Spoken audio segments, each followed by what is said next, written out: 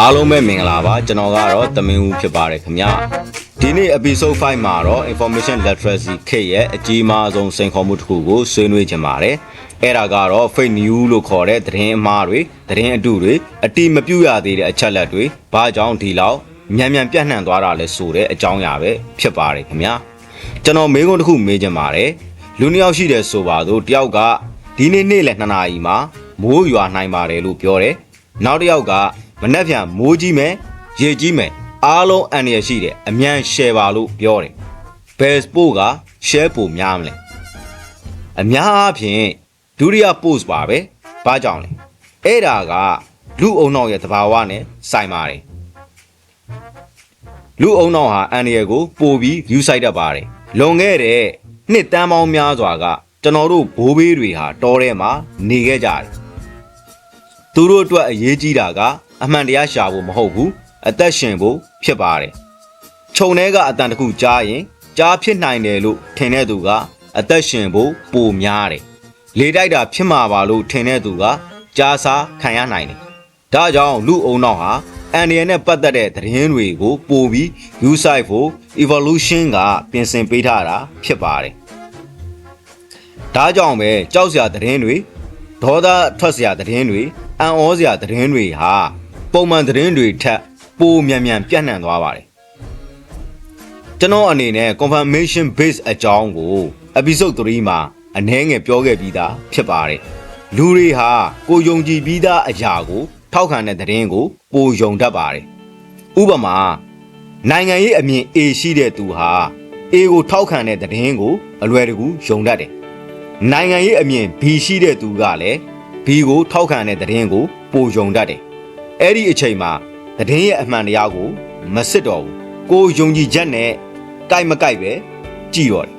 ဒါကို psychology မှာ confirmation based လို့ခေါ်တာဖြစ်ပါတယ် social media algorithm အခုတော့လူအများစုနားလည်မှုလွဲနေတဲ့အချက်ကိုပြောချင်ပါတယ် Facebook က Google က YouTube ကနိုင်ငံရေးအဖွဲ့အစည်းမဟုတ်ပါဘူးသူတို့ရဲ့အဓိကရည်ရွယ်ချက်ကကျွန်တော်မိတ်ဆွေတွေကို platform ပေါ်မှာကြာနေစေဖို့ဖြစ်ပါတယ်ဘာကြောင့်ကျွန်တော်မိတ်ဆွေကြာနေလေကြော်ညာပူကြည့်လေဝင်ငွေပူရလေဖြစ်နေလို့ပါဒါကြောင့် algorithm ကဘယ်ဟာမှန်လဲဆိုတာကိုမရွေးပေးပါဘူး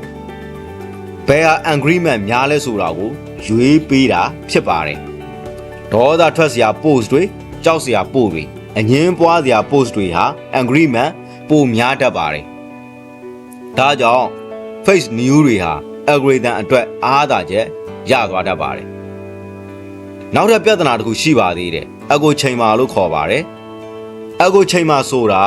ကိုယ့်အမြင်နဲ့တူတဲ့လူတွေရဲ့အတန်ပဲအမြဲကြားနေရတဲ့အခြေအနေဖြစ်ပါတယ်သင်က A ကိုယုံရင် algorithm က A နဲ့ဆိုင်တဲ့ content တွေပဲပို့ပြတယ်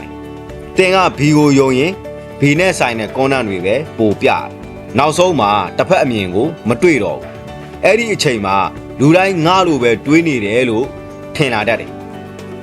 information literacy ပညာရှင်တွေအကြံပေးတဲ့နည်းလမ်း3ခုရှိပါတယ်1 stop သတင်းတစ်ပုဒ်တွေ့တာနဲ့ချက်ချင်း share မလုပ်ပါနဲ့ရပ်လိုက်ပါ